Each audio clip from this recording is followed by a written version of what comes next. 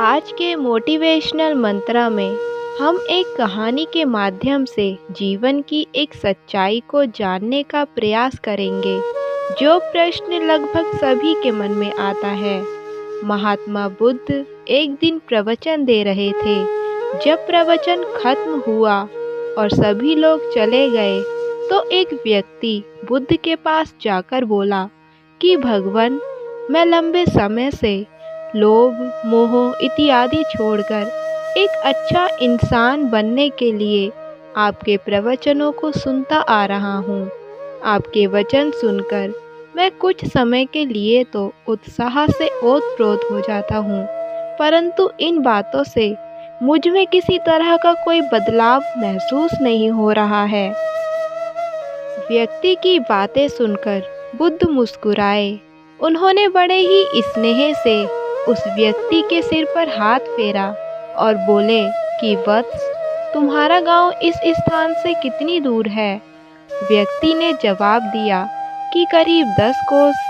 बुद्ध ने पुनः प्रश्न किया कि तुम यहाँ से अपने गांव कैसे जाते हो?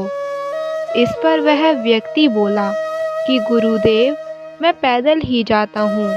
परंतु आप भला मुझसे ऐसा क्यों पूछ रहे हैं? बुद्ध ने उसकी इस बात को अनसुना करते हुए फिर पूछा कि वत्स, क्या ऐसा संभव है कि तुम यहाँ बैठे बैठे ही अपने गांव पहुँच जाओ? इस बात पर उस व्यक्ति ने झुंझलाकर उत्तर दिया कि ऐसा तो बिल्कुल भी संभव नहीं है। मुझे वहाँ तक पहुँचने के लिए पैदल चलकर जाना ही होगा, तभी मैं वहाँ पहुँच पाऊँगा। बुद्ध ने कहा, तुम्हें तुम्हारे प्रश्न का उत्तर मिल गया है।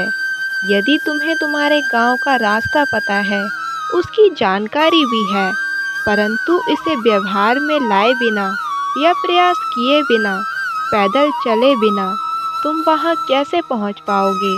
उसी प्रकार यदि तुम्हारे पास ज्ञान है और तुम उसे अपने जीवन में अमल में नहीं लेते हो, तो तुम एक बेहतर इंसान नहीं बन सकते।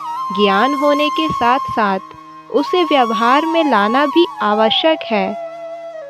इसके लिए तुम्हें स्वयं दृढ़ निश्चय के साथ निरंतर प्रयास करने होंगे और सीखी गई बातों को जीवन की स्थितियों में निरंतरता के साथ प्रयोग में लाना होगा, क्योंकि कर्म तो हमें करना ही पड़ेगा।